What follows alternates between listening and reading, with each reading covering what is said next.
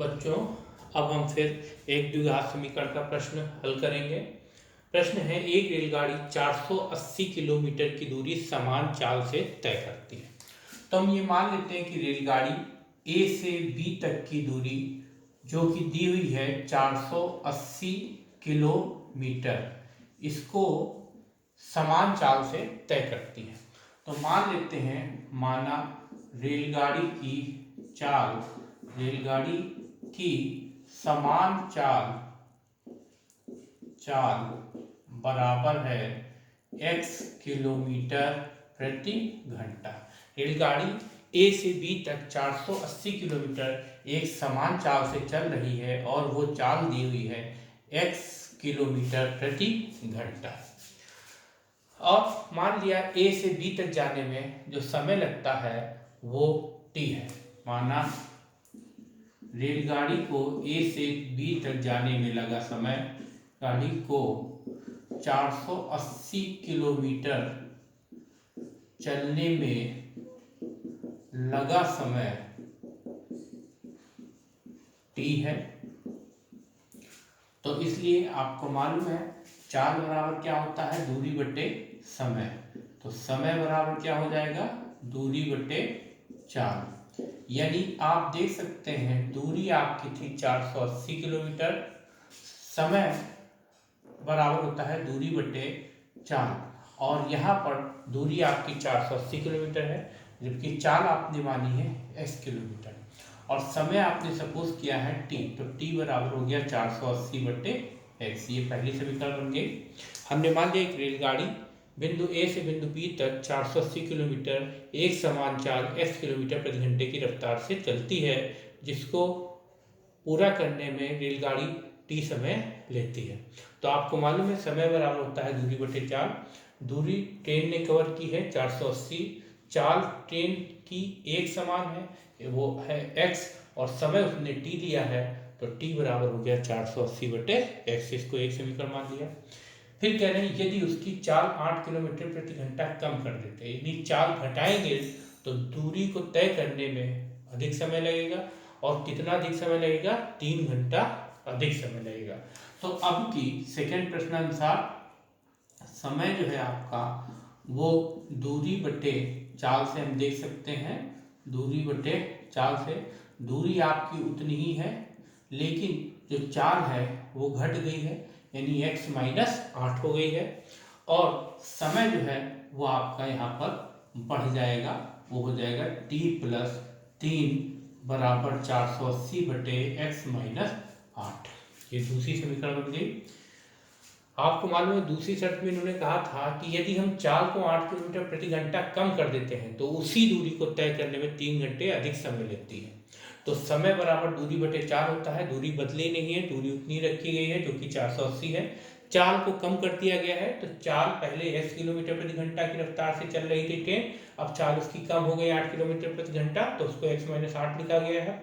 और समय बढ़ जाएगा, जब चाल आपकी ट्रेन की कम हो जाएगी तो जो समय होगा वो बढ़ जाएगा। और समय कितना घंटे बढ़ गया है, 3 घंटे। पहले समय t घंटे लग रहा था, अब समय t प्लस 3 हो गया। अब हम क्या करते हैं, समीकरण 1 में से t का मान समीकरण 2 में रख देते हैं। तो ये बन जाएगा 480 बटे x प्लस 3 बराबर 480 बटे x माइनस 8 लिखा जा सकता है।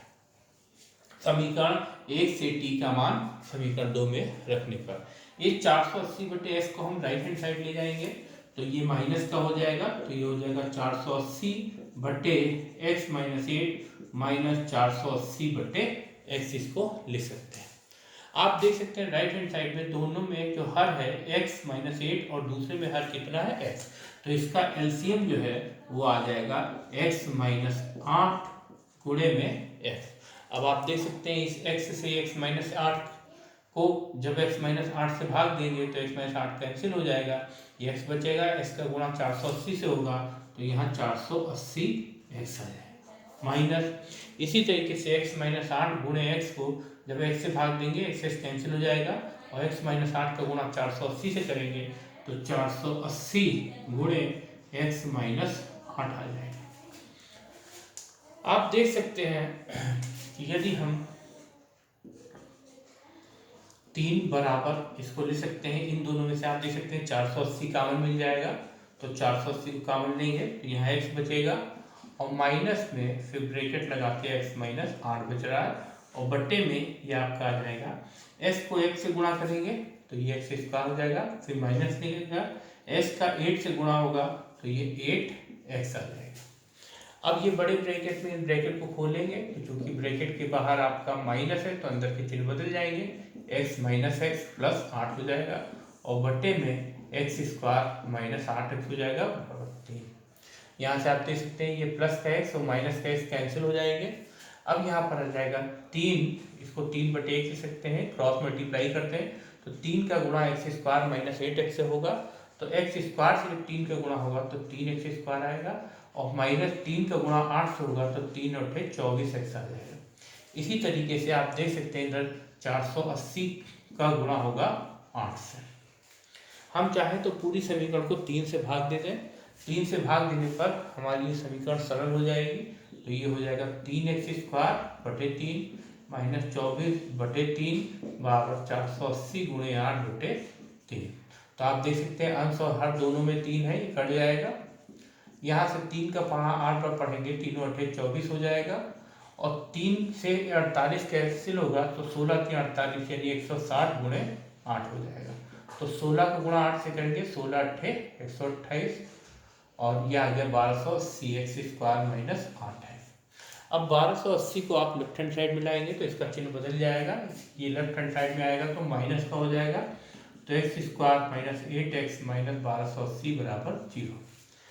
अब देख सकते हैं यह समीकरण ax square plus bx plus c बराबर 0 के रूप में है, जहां x स्क्वायर का गुणांक 1 है जो कि शून्य नहीं है, अतः यह समीकरण एक द्विघात समीकरण है। इसको हल करने के लिए पूर्ण वर्ग बनाकर सीधाचार सूत्र से या गुणनखंड विधि के द्वारा हल किया सकता है। हम इसको गुणनखंड विधि से हल करने का प्रयास करेंगे। यहाँ पर सबसे पहले 1280 है, इसके आप 1280 के अभाज्य गुणनखंड कर लेंगे। यहाँ x स्क्वायर गुणांक 1 है और अचर पद 1280 है तो इसको गुणा करने पर 1280 आएगा। फिर 1280 के आप गुणनखंड करेंगे, 2 × 12 2 × 8 2 0 2 3 6 2 2 4 2 0 2 1 2 2 × 12 2 0 2 8 16 2 0 2 4 8 2 0 2 2 4 0 2 20 2 5 10 और 5 1 5, यानी से 1280 को आप लिख सकते हैं 2 × 2 × 2 कितनी बार आ रहा है 3 3 6 2 8 बार आ रहा है, 3 3 6 और 2 8 और गुणे में 5। अब इसको इस तरीके से अरेंज करना है कि घटाने पर आपका 8 आना चाहिए, तो ये आपको देखना पड़ेगा 2 दूनी 4 दूनी 8 दूनी 16 दूना 32 ये हो गया। तो इसको हम गुणा करेंगे तो इतने में 32 आएगा और 5 दूनी 10 दूना 20 दूना 40 आ जाएगा। आपको पता है जब 40 में से 32 घटाते हैं तो 8 आता है और 40 और 32 को आप गुणा करेंगे तो ये 1280 आ जाएगा। इसलिए इस 8 के स्थान पे हम रखेंगे 40 माइनस 32, तो ये हो जाएगा एक्स स्क्वायर माइनस 40 माइनस 32 गुणे एक्स माइनस 1280 बराबर 0। आप देख सकते हैं जो चिन्ह 1280 के पहले था वही ब्रैकेट में, दोनों चिन्ह समान है, इसलिए गुणनखंड हमारा सही हो रहा है। दूसरी बात 42 में से 32 घटाने पर इसका गुणांक मिलना चाहिए जो कि 8 है, वो मिलेगा। 40 में से 32 घटाने पर 8 आता है। तीसरी बात 40 और 32 को गुणा करेंगे तो 1280 मिलना चाहिए जो कि आप गुणा करके देख सकते हैं। अब इस ब्रैकेट को खोलेंगे, ब्रैकेट के पहले माइनस है इसलिए अंदर का चिन्ह बदल जाएंगे, तो ये हो जाएगा एक्स स्क्वायर माइनस और 40 को गुणा एक्स से होगा 40x, फिर ये प्लस का हो जाएगा 32x और माइनस का 1280 बराबर 0। अब आप जो पहले दो टर्म हैं इन दोनों टर्म का एचसीएफ निकालेंगे, फिर उसको कॉमन लेंगे, तो आप देख सकते हैं एक्स स्क्वायर को x गुणे एक्स लिख सकते हैं और 40x को 40 गुणे एक्स लिख सकते हैं। यानी इसका अगर हम हाईएस्ट कॉमन फैक्टर मासा निकालेंगे तो उभयनिष्ठ टर्म x आएगा। तो यहाँ पर इसका जब गुणनखंड आप करेंगे तो यह आ जाएगा x ब्रैकेट एक्स स्क्वायर को जब x से डिवाइड करते हैं तो x बचता है, फिर माइनस लाएंगे 40x को जब x से डिवाइड करेंगे तो 40 बचेगा, फिर आप प्लस उतारेंगे। अब 32 और 1280 का हाईएस्ट कॉमन फैक्टर निकालेंगे तो यहाँ 32 आएगा, फिर 32x को जब आप डिवाइड करेंगे x से 32 है, इसको 32 से डिवाइड करेंगे तो यहाँ x बचेगा, माइनस 1280 को फिर 32 से डिवाइड करेंगे तो आपका 40 आ जाएगा बराबर ही। आप देख सकते हैं कि दोनों ब्रैकेट सेम है, इसका मतलब आपका गुणनफल सही हो रहा है। अब आप x माइनस 40 को कॉमन लेंगे, यहाँ बचेगा x प्लस 32 बराबर 0। अब या तो x माइनस 40 0 के बराबर होगा या x प्लस 32 0 के बराबर होगा। अगर x माइनस 40 को 0 लेंगे तो राइट हैंड साइड जाने पर x का मान 40 होगा और यहाँ से x का मान माइनस का 32 आएगा। आप देख सकते हैं रेलगाड़ी की चाल जो है वो ऋणात्मक नहीं हो सकती, इसलिए माइनस 32 असंभव है। तो अब हमारे पास बचता है x बराबर 40, अतः रेलगाड़ी की चाल जो होगी वो 40 किलोमीटर प्रति घंटा होगी, बराबर 40 किलोमीटर प्रति घंटा। Thank you.